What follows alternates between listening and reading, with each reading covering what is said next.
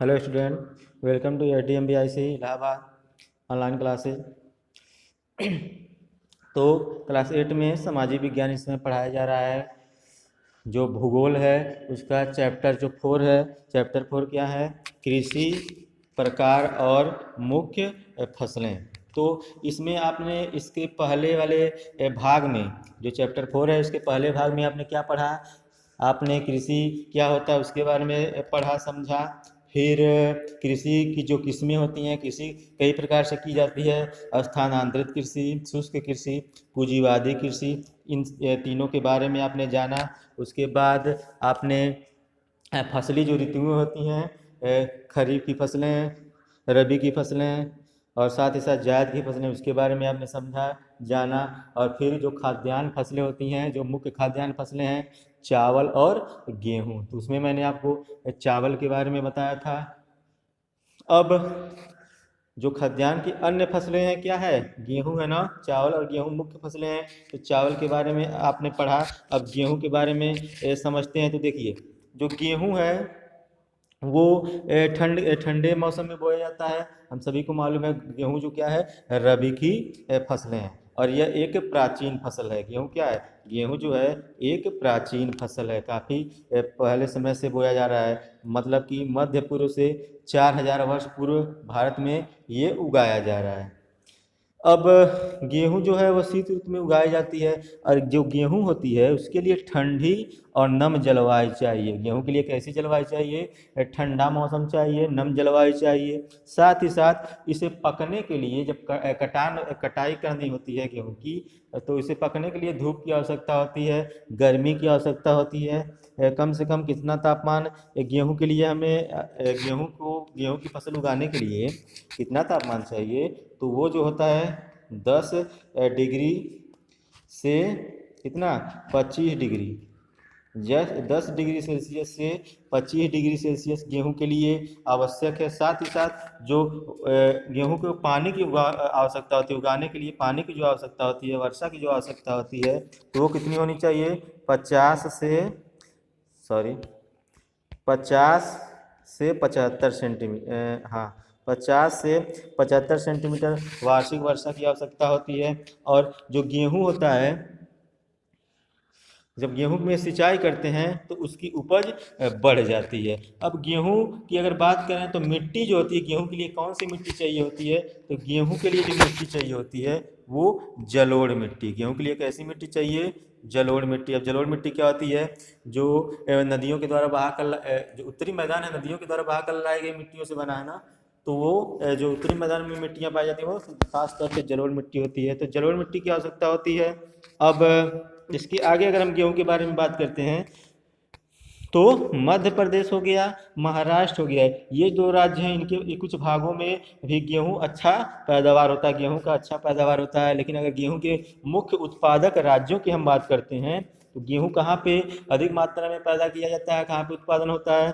तो वो हो गया आपका पंजाब, फिर हरियाणा, पश्चिमी उत्तर प्रदेश, मध्य प्रदेश। ये जो मुख्य कुछ राज्य हैं, यहाँ पे गेहूं प्रमुख रूप से पैदा किया जाता है। अन्य अगर राज्यों की हम बात करते हैं तो गुजरात हो गया, बिहार, राजस्थान, महाराष्ट्र, पश्चिम बंगाल, इन राज्यों में भी गेहूं का उत्पादन होता है। लेकिन भारत में अगर कहा जाए कि सर्वाधिक गेहूं उत्पादन कहाँ पे होता है, तो पंजाब राज्य जो है वहाँ पे गेहूं का सबसे अधिक उत्पादन होता है। कहाँ पर? पंजाब में सबसे अधिक गेहूं का उत्पादन भारत में होता है। तो ये था गेहूं, आपने गेहूं के बारे में समझा।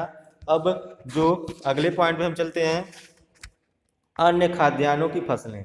ये तो आपने खाद्यान्न की फसलों के बारे में जाना कि गेहूं और चावल जो दो मुख्य खाद्यान्न फसलें हैं। चावल खरीफ की फसल है और गेहूं रबी की फसल है। चावल मानसून ऋतु में बोया जाता है, और जो गेहूं होता है वो शीत ऋतु में बोया जाता है। मानसून के मौसम में जब मानसून आने वाला होता है तो खरीफ की फसलें, खास तौर पे खरीफ की फसलें बोई जाती हैं। तो अन्य खाद्यान्न फसलों में अगर हम बात करते हैं तो पहले नंबर पे आता है क्या?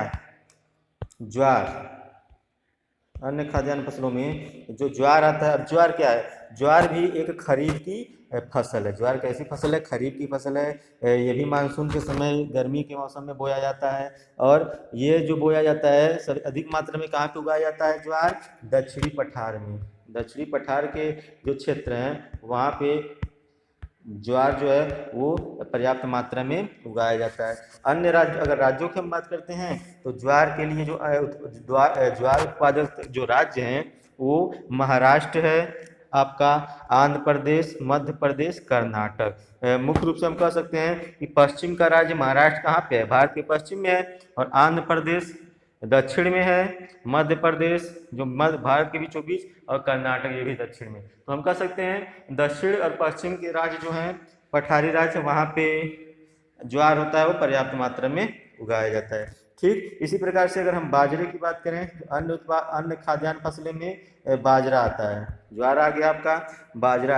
अब बाजरा जो है कम वर्षा वाले क्षेत्रों में एक खरीफ की फसल है। बाजरा कहाँ पे बोया जाता है? जहाँ पे कम वर्षा होता है। और अगर राज्यों की हम बात करते हैं बाजरा के संबंध में, तो जो बाजरा है वो गुजरात में, महाराष्ट्र में, राजस्थान, उत्तर प्रदेश आदि शुष्क राज्यों में उगाया जाता है। जहाँ पे वर्षा कम होती है, जहाँ का मौसम सूखा रहता है, उन क्षेत्रों में बाजरा बोया जाता है। अब ठीक, अगर इसके बाद अन्य हम फसलों की बात करें, खाद्यान्न फसलों की बात करें, तो मक्का है। अब मक्का जो है यह क्या है? मक्का एक अमेरिकी फसल है, इसको अमेरिका से लाया गया था मक्का। ये भी आपको जानना आवश्यक है कि सबसे अधिक जो संसार में सबसे अधिक मक्का बोया जाता है वो कहाँ पे बोया जाता है? अमेरिका में ही बोया जाता है, और यह अमेरिका की ही फसल है। और यह कैसी फसल है? एक खरीफ की फसल है। कैसी फसल है? खरीफ की फसल है। और ये उच्च उत्पादकता वाली खाद्यान्न फसल है, मतलब कि इसका उत्पादन भी बहुत ही अधिक होता है। अगर अब हम राज्यों की बात करें तो ये जो मक्का है किन किन राज्यों में बोया जाता है? तो खास तौर पे ये उत्तर प्रदेश, बिहार, पंजाब, राजस्थान, इन राज्यों में मुख्य तौर पे हम कह सकते हैं कि मक्का बोया जाता है। फिर अगर हम दलहनी फसलों की बात करें, खासतौर पे दालें, जो दालें होती हैं ये भी एक खाद्यान्न फसल है, इसको भी खाने के लिए ही बोया जाता है। तो दाल के उत्पादक, अगर दाल की हम बात करते हैं तो भारत जो है वो दालों के उत्पादन में संसार में सबसे बड़ा देश है। यानी कि यहाँ पे सबसे अधिक दाल उत्पादन भी किया जाता है और सबसे अधिक दाल को खाया भी जाता है, उसका उपभोग भी किया जाता है। अब दाल जो है, इसका दालों को उगाने का क्षेत्र भी बहुत अधिक है, मतलब कि दाल सबसे अधिक संसार में भारत में ही उगाया जाता है, भारत में ही खाया जाता है, और विस्तृत क्षेत्र पे दाल की खेती की जाती है। अब दाल हम जानते हैं कि शाकाहारियों के लिए एक प्रोटीन का मुख्य स्रोत है। प्रोटीन जो हमें लेना होता है, तो शाकाहारी हैं तो हमें मुख्य रूप से प्रोटीन कहाँ से मिलता है? दालों से ही मिलता है। और दाल क्या करती हैं? दाल बोने से, दाल वाली फसलें बोने से क्या होता है? मिट्टी की उर्वरता भी बनी रहती है। दाल कैसी फसल है? दाल जो है एक रबी की फसल है। दाल कौन सी फसल है? रबी की फसल है। साथ ही साथ खरीफ की फसल है, जैसे मटर हो गया, ये रबी की फसल है, चना रबी की फसल है। और इसी तरह से अन्य जो दलहनी फसलें होती हैं वो गर्मी के मौसम में भी, वर्षा के मौसम में भी बोई जाती है। तो हम कह सकते हैं कि दाल जो है वो मुख्य रूप से कैसी फसल है? खरीफ और रबी दोनों की फसल है। अब खरीफ की फसल में कौन कौन सी दालें आती हैं? अरहर हो गया, उड़द हो गया, मूंग हो गया, ये सब खरीफ की फसल में बोई जाती हैं। वहीं रबी की फसल में क्या क्या बोया जाता है? चना और मसूर, मटर, ये सब रबी की फसल में बोया जाता है। तो दाल कहाँ पे अधिक उत्पादन होता है दालों का? तो वो है मध्य प्रदेश। मध्य प्रदेश में दाल अधिक उत्पादन होता है। महाराष्ट्र में बोया जाता है, उड़ीसा में बोया जाता है, आंध्र प्रदेश, बिहार, कर्नाटक, तमिलनाडु, राजस्थान, इन राज्यों में दालों की खेती की जाती है। तो ये था अन्य खाद्यान्नों की फसलें। अब अगले पॉइंट पे चलते हैं, कृषि की नई रणनीतियाँ और हरित क्रांति। मतलब कि देश सरकार ने क्या किया, कृषि का विकास करने के लिए, उत्पादन को बढ़ाने के लिए सरकार ने कौन कौन सी रणनीति अपनाई, और साथ ही साथ जो हरित क्रांति लाया गया उससे क्या हुआ, क्या फायदा हुआ। देखिए, भारत सरकार ने क्या किया, जो द्वितीय पंचवर्षीय योजना में फोर्ड फाउंडेशन द्वारा प्रायोजित विशेषज्ञों की एक टीम को कृषि उत्पादन और उत्पादकता बढ़ाने के तरीके बताने के लिए आमंत्रित किया। किस पंचवर्षीय योजना में? द्वितीय पंचवर्षीय योजना में, जो कब चलाया गया था? द्वितीय पंचवर्षीय योजना 1956 में चलाया गया था। पहली पंचवर्षीय योजना 1900 पहली पंचवर्षीय योजना सॉरी पहली जो पंचवर्षीय योजना थी वो 1951 में चलाई गई और दूसरी पंचवर्षीय योजना 1956 में चलाई गई थी। तो इसका मुख्य उद्देश्य क्या था? उत्पादन को बढ़ाना। क्या किया जाए कि उत्पादन बढ़े। तो सरकार ने क्या किया? सरकार ने उन दलों के सुझाव पे 1960-61 में 7 जिलों में आधुनिक कृषि तकनीक को लागू किया, जहाँ पे आधुनिक रूप से खेती की जाने लगी। और इसे क्या कहा गया? विस्तृत कृषि जिला कार्यक्रम कहा गया। इसे क्या कहा गया? विस्तृत कृषि जिला कार्यक्रम कहा गया। बाद में क्या हुआ? बाद में उच्च उत्पादकता किस्म कार्यक्रम भी लागू किया गया। और पहली बार 1966 में, कब? पहली बार 1966 ईस्वी में क्या किया गया? 1966 ईस्वी में खरीफ ऋतु में समूचे देश में लागू किया गया। ये रणनीति जो थी कि उत्पादकता बढ़ाने के लिए जो जो योजनाएं लाई गई, परियोजनाएं लाई गई, 1966 में क्या किया? पूरे देश में लागू कर दिया गया। इसको नई कृषि, आधुनिक कृषि या हरित क्रांति कहा गया। अब हरित क्रांति क्या होता है ये जानना आवश्यक है। हरित क्रांति आखिर में होता क्या है? देखिए, जब सरकार ने क्या किया? सरकार ने उन्नतशील बीजों का प्रयोग किया, सिंचाई के साधनों का विकास किया गया। उन्नतशील बीजों की सिंचाई के साधनों का प्रयोग किया गया। रासायनिक दवाओं, रासायनिक खादों का, कीटनाशकों के उपयोग करने से, साथ ही साथ सिंचाई की व्यवस्था करने से खाद्यान्न के उत्पादन में जो वृद्धि हुई उसी को हम हरित क्रांति के नाम से जानते हैं। तो सरकार ने हरित क्रांति लागू की। और हरित क्रांति लागू करने से हुआ क्या कि देश की जो उत्पादन थी, देश की आज़ादी से पहले कई बार भुखमरी का सामना देश को करना पड़ा, लाखों लोग मारे गए। तो सरकार ने देश में सरकार बनते ही कृषि की उत्पादकता बढ़ाने के लिए हरित क्रांति लाया गया। 1960 के दशक में हरित क्रांति लाया गया। हरित क्रांति लाने से हुआ ये कि उत्पादन जो था, क्षमता कृषि का, वो 3 गुना बढ़ गया, जिसके बाद से फिर कभी उस दिक्कत का सामना, उस अकाल का सामना भारत को कभी नहीं करना पड़ा। तो अब हरित क्रांति जो लाया गया था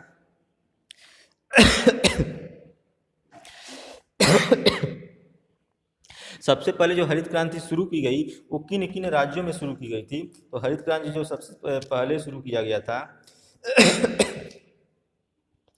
वो आपको पंजाब हो गया। पंजाब राज्य में हरित क्रांति शुरू किया गया। हरियाणा में, पंजाब साथ ही साथ हरियाणा। इसके अलावा आप कह सकते हैं कि पंजाब में, हरियाणा में, पश्चिमी उत्तर प्रदेश, इन क्षेत्रों में सबसे पहले हरित क्रांति को शुरू किया गया। तो हरित क्रांति अब होता क्या है? मैंने आपको बताया कि उन्नतशील बीजों, सिंचाई के साधनों का प्रयोग करने से, कीटनाशक दवाओं, रासायनिक दवाओं के उपयोग से कृषि की उत्पादकता में जो वृद्धि हुई उसी को हरित क्रांति कहा गया, जो 1960 के दशक में पूरे देश में लागू किया गया। अब इस नई कृषि नीति जिसे हम हरित क्रांति कह रहे हैं, हरित क्रांति जो हम नई कृषि नीति को हरित क्रांति कह रहे हैं, इसकी उपलब्धियां क्या थी? मतलब कि इसको लगाने से, चालू करने से देश को क्या लाभ हुआ? तो इसके कुछ पॉइंट मैं आपको बताता हूँ। तो इसका जो पहला पॉइंट है, कृषि का आधुनिकीकरण। क्या हुआ? हरित क्रांति लाने से क्या हुआ? पहला पॉइंट है कृषि का आधुनिकीकरण।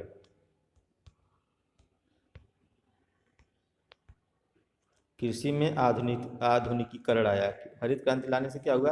कृषि में आधुनिकीकरण आया। इसमें यह है कि नए परिष्कृत उत्पादन के साधन और प्राविधिक कृषि पुरातन, मतलब कि प्राचीन जो साधन थे उसके स्थान पे नए साधनों का विकास किया गया, नए यंत्रों का प्रयोग किया गया, बीजों का प्रयोग किया गया, अच्छे किस्म के बीजों का प्रयोग किया गया।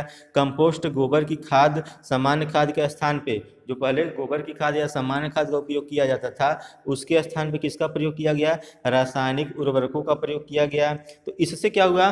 उत्पादन में वृद्धि हो गई। इससे जो हुआ उत्पादन में वृद्धि हो गई। कितना वृद्धि हुआ? 1966 और 67 के 22 लाख हेक्टेयर में 3.5 गुना से बढ़कर उत्पादन कितना हो गया? 1994-95 में 710 लाख हेक्टेयर हो गया। मतलब कि उत्पादन में वृद्धि हुई, रासायनिक उर्वरकों की खपत भी बढ़ी और साथ ही साथ उसका जो खपत बढ़ा वो 2.1 मैट्रिक टन से 6 गुना बढ़कर 13.5 मैट्रिक टन हो गया। तो उत्पादन बढ़ा, तो इसमें हम कह सकते हैं कि हरित क्रांति आने से क्या हुआ, कृषि का आधुनिकीकरण हुआ।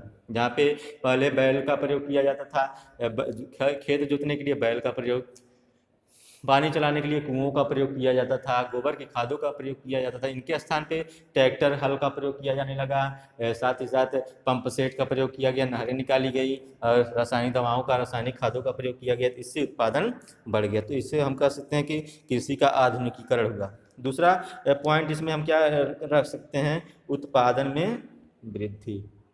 दूसरा पॉइंट क्या हुआ, कृषि का हरित क्रांति आने से क्या हुआ, उत्पादन में वृद्धि हुआ।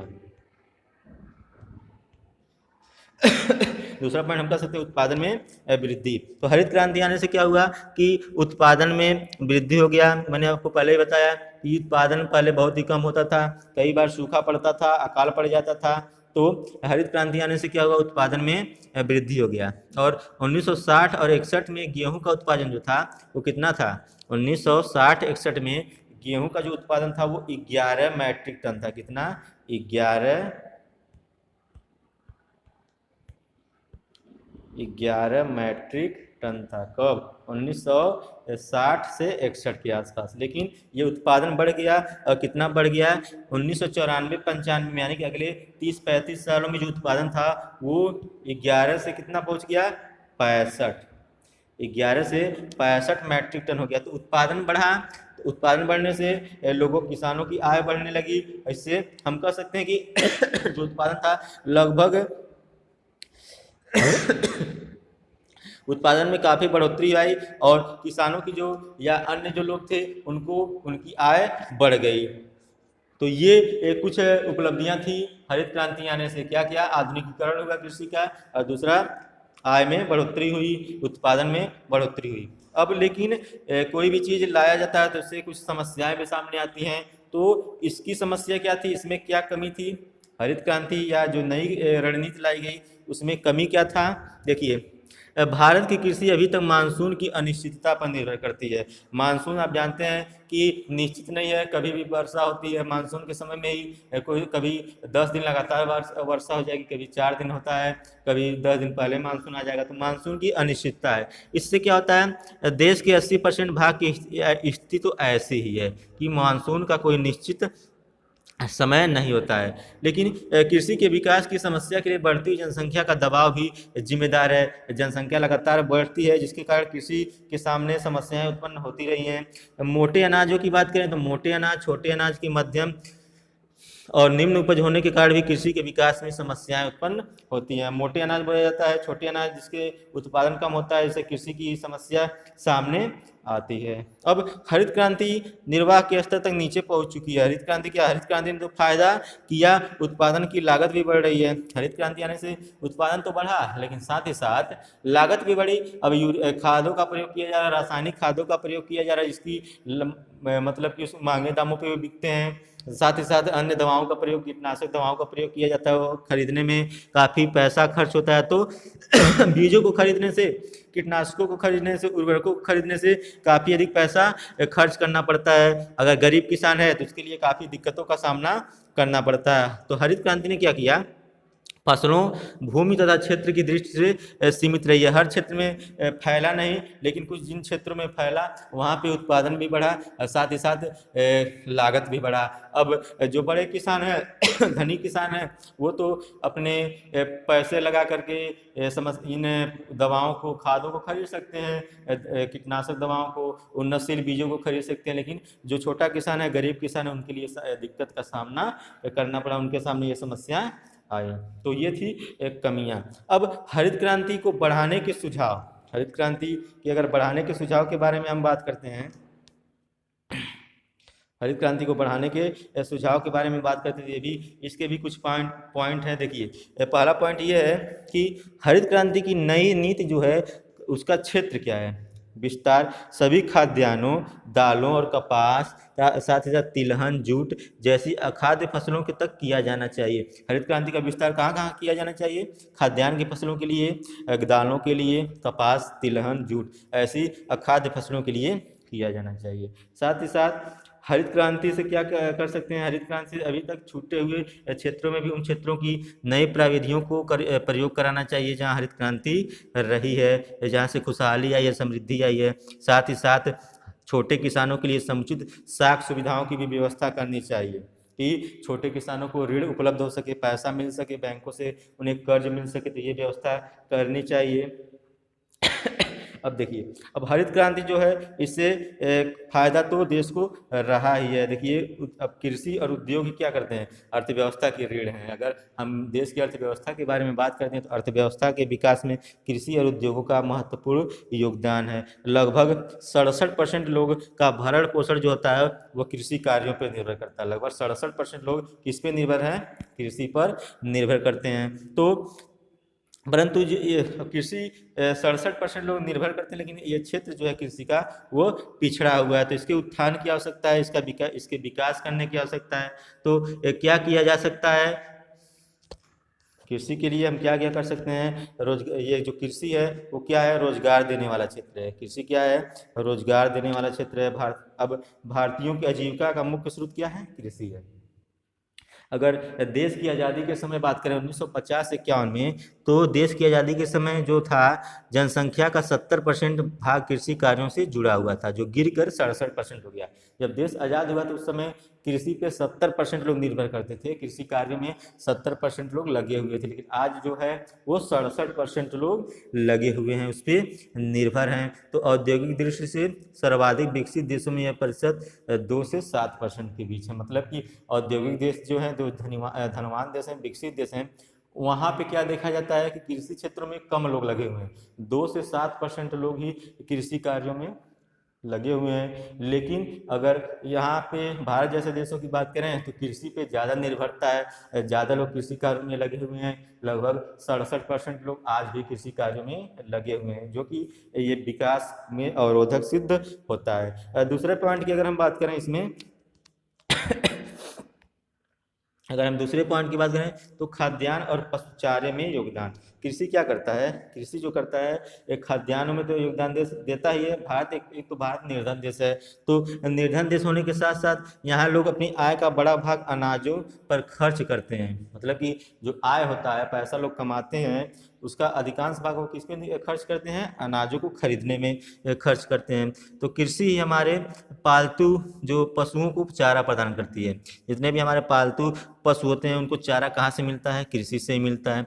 तो इस पशुधन से हमें अंडा, दूध, मांस और ऊन भी प्राप्त होता है। पशुपालन अगर हम करते हैं तो पशुओं को खिलाने के लिए जो चारा हमें चाहिए वो कहाँ से मिलेगा? हमें कृषि से ही मिलता है। साथ ही साथ उन पशुओं से हमें लाभ क्या होता है कि वो अंडे देते हैं, दूध देते हैं, उनके मांस, तो वो हमारी आय के स्रोत होते हैं। तो ये कृषि का काम होता है। फिर आर्थिक योजना में योगदान।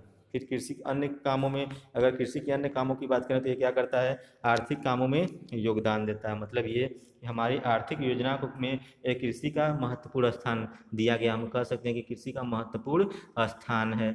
इसकी सफलता कृषि के विकास में बड़े पैमाने पर निर्भर करती है। मतलब ये सफल है तो वह कृषि के विकास में निर्भर। अगर कृषि का विकास हो रहा है तो यह हमारे आर्थिक योजना में योगदान देगा। अगर कृषि का विकास नहीं हो रहा है तो यह योगदान नहीं दे सकता है।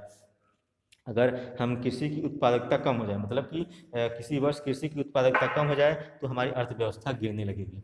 और कृषि की अगर उत्पादन ज़्यादा होता है तो अर्थव्यवस्था का विकास होने लगता है। तो अर्थव्यवस्था के विकास में हम कह सकते हैं कि कृषि का महत्वपूर्ण योगदान है। फिर आगे अगर हम बात करें तो कृषि अन्य कामों, कृषि का अन्य लाभ क्या है? कृषि के विकास से राष्ट्रीय आय में योगदान। कृषि क्या करती है? राष्ट्रीय आय में योगदान देती है। अगर 1950-51 की हम बात करते हैं तो 1950-51 में क्या था? कृषि का जो योगदान था वो 57% था। लेकिन 1995-96 में क्या हुआ? अगले 40-45 सालों में ये जो योगदान था वो गिरकर 29% रह गया। कृषि का योगदान पहले ज़्यादा था 57%, लेकिन अगले कुछ वर्षों में 45 वर्षों में क्या हुआ? योगदान गिरकर 29% ही रह गया। तो कृषि के बारे में ध्यान देने योग्य बातें हैं कि कृषि अभी तक भारत की राष्ट्रीय आय का एक बड़ा हिस्सा बनाती थी। उसका यह हिस्सा लगातार तेजी से कम होता जा रहा है। पहले देश के विकास में अर्थव्यवस्था में कृषि का ज़्यादा योगदान था, लेकिन वह योगदान प्रति वर्ष गिरता रहा। इसका कारण क्या हो सकता है कि कृषि पर निर्भरता बढ़ रही है, जनसंख्या बढ़ रही है। वो इसका कारण बन हो सकता है कि कृषि का विकास भी उतना तेजी से नहीं हुआ है जितना कि जनसंख्या तेजी से बढ़ी है। अगर हम उदाहरण की बात करें तो इंग्लैंड में जो कृषि का राष्ट्रीय आय में हिस्सा है वो कितना परसेंट है। भारत में तो हम जानते हैं कि 57% था और इस समय कितना है 29%। लेकिन इंग्लैंड की बात करें तो इंग्लैंड में सिर्फ 3%।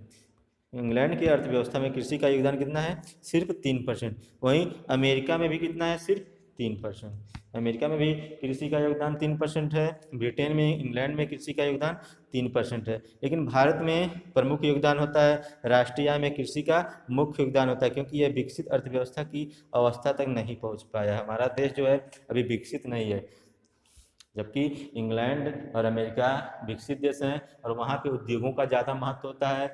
लेकिन भारत में महत्व किसका ज़्यादा रहा है कुछ वर्षों में, वो कृषि का रहा है, क्योंकि कृषि ने ही देश के विकास में अपना योगदान दिया है। वहीं आगे कृषि क्या करता है, कृषि के लिए कृषि किस तरह से हमारे लिए लाभदायक है, तो औद्योगिक विकास में योगदान। कृषि क्या करता है, हमारे औद्योगिक विकास में योगदान देता है। बहुत सारे ऐसे यह उद्योगों को कच्चा माल देता है, जैसे कि अगर हम जूट की बात करते हैं, वस्त्र की बात करते हैं, चीनी, वनस्पति आज प्राथमिक उद्योगों की कच्चे माल की आपूर्ति करता है। मतलब ये जो वस्त्र बनते हैं, फिर चीनी बनता है, जूट ये है, वनस्पति आदि चीज़ों का योगदान कैसे है, मतलब ये कहाँ से आते हैं, कृषि के द्वारा ही आते हैं। हाल के कुछ वर्षों में क्या हुआ है कि लोहे और इस्पात, पेट्रो रसायन, मशीनी औजारों और अन्य इंजीनियरिंग उद्योगों की स्थापना होने से उद्योगों के कृषि में महत्व घटता जा रहा है। कृषि का पहले महत्व ज़्यादा था, लेकिन उद्योगों का महत्व धीरे धीरे कृषि में घटता गया, क्योंकि इस समय इन चीज़ों का विकास तेज़ी से हो रहा है। इसका विकास पेट्रो रसायन का, लोहे इस्पात का, मशीनों का, औजारों का, इनका तेज़ी से विकास हुआ है, जिससे कृषि का महत्व गिरा है, घटा है। लेकिन ये उद्योग कृषि पर निर्भर नहीं रहते। क्यों? क्योंकि ये जो मशीन बनाया जाता है, मशीन जो हम बनाते हैं या रसायन चीज़ें बनाते हैं, लोहा इस्पात का जो कारखाना होता है, वहाँ पे कृषि का कोई लेना देना नहीं होता। इसलिए कृषि का जो पहले का प्रभाव था वो इन क्षेत्रों में कम हुआ है। लास्ट पॉइंट क्या है, कृषि अन्य चीज़ों में क्या किसी चीज़ में योगदान देता है, तो विदेशी व्यापार में योगदान। कृषि क्या करता है, विदेशी व्यापार में योगदान देता है। भारत में कृषि आधारित निर्यात देश के कुल निर्यात का 70%, जो देश से दूसरे देशों को निर्यात किया जाता है, उन निर्यात में से 70% जो चीज़ें हैं, वस्तुएं हैं, वो कृषि से ही बनी होती हैं। कृषि के द्वारा 70% निर्यात किया जाता है, बाकी 30% अन्य चीज़ों में, उद्योगों में आदि में हम कह सकते हैं कि निर्यात किया जाता है। जैसे कि अगर हम बात करें चाय की, चाय हो गया, जूट हो गया, सूती वस्त्र हो गया, चीनी हो गया, काफ़ी, तंबाकू, तिलहन, मसाले, ये सारी चीज़ें कृषि से उत्पन्न होती हैं, कृषि से उत्पादन इनका होता है। तो ये इन सारी चीज़ों का निर्यात विदेशों में किया जाता है, जो कुल निर्यात का कितना है, 70% है। ये सभी चीज़ें विदेशों को हम क्या करते हैं निर्यात करते हैं। देखिए, आर्थिक विकास के लिए कृषि का निर्यात में योगदान बहुत ही महत्वपूर्ण है। अगर देश का आर्थिक विकास होना है तो उसमें कृषि क्या है, एक महत्वपूर्ण भूमिका निभाती है। क्यों? क्योंकि यह देश की मशीनों जैसे पूंजीगत माल और कच्चे माल का आयात करने पर खर्च को संतुलित करती है। मतलब कि हम फसलों को बेचते हैं विदेशों में और मशीनों को खरीदते हैं, तो फसलों को बेचने से जो हमें आय प्राप्त होता है, मशीनों को खरीदने से जो व्यय होता है, उसको ये क्या करती है, संतुलित करती है। मतलब कि अगर हमें खरीदना ही हो, बेचना ना हो, तो यह हमारे देश में काफ़ी देश की आर्थिक हानि होगी, काफ़ी क्षति होगी, जिसको ये कृषि क्या करता है, क्षति होने से रोकता है। तो इस प्रकार हम कह सकते हैं कि भारतीय अर्थव्यवस्था में कृषि का विशेष योगदान है। अगर कृषि नहीं होता तो देश की अर्थव्यवस्था काफ़ी नीचे होती, तो कृषि ने काफ़ी महत्वपूर्ण भूमिका निभाई है और यह भारतीय अर्थव्यवस्था के विकास के लिए आवश्यक है। अगर देश का विकास होना है तो कृषि जरूर उसमें अपनी भूमिका निभाएगी। और ये उद्योगों के साथ तुलना अगर हम करते हैं तो उद्योगों के साथ तुलना करने पे कृषि निम्न प्रति व्यक्ति उत्पादकता के साथ जुड़ी हुई है। उद्योगों के साथ क्योंकि उद्योगों को ये कच्चा माल देता है, उद्योग इस पर निर्भर करते हैं। अगर कृषि न हो तो बहुत सारे उद्योग धंधे बंद हो जाएंगे, तो उद्योगों के लिए कच्चा माल प्रदान करता है। इसलिए बहुत से अर्थशास्त्रियों का क्या विचार है कि कृषि पर अधिक निर्भरता इस देश में प्रति व्यक्ति आय कम रहने का प्रमुख कारण है। देश के ज़्यादातर लोग कृषि पर निर्भर करते हैं और कृषि का आय जो है वो कम है, इसलिए देश की आय भी कुछ कारणों से प्रति व्यक्ति आय भी, हर व्यक्ति की आय भी कुछ कारणों से कम रही है, क्योंकि अधिकतर जो लोग हैं वो कृषि पर निर्भर रहे हैं। भारतीय अर्थव्यवस्था की कृषि पर इतनी अधिक अगर निर्भरता को कम किए जाने तक प्रति व्यक्ति आय नहीं बढ़ेगी। मतलब कि अगर जब तक हम कृषि पर निर्भरता कम नहीं करेंगे, हमारी प्रति व्यक्ति आय नहीं बढ़ेगी। जितने ही ज़्यादा लोग उद्योगों में लगेंगे, अन्य सेवाओं में लगेंगे, कृषि पर निर्भरता कम करेंगे, हमारी आय बढ़ेगी। जब तक हम कृषि पर निर्भरता कम नहीं करते हैं, हमारी आय बढ़ नहीं सकती। तो स्टूडेंट, ये था आज के कुछ पॉइंट। आई होप आपको समझ में आया होगा। अगले वीडियो में आगे हम इसके कुछ पॉइंट और बचे हुए हैं, इसके बारे में हम समझने की कोशिश करेंगे। तो आज के लिए इतना ही। Thank you.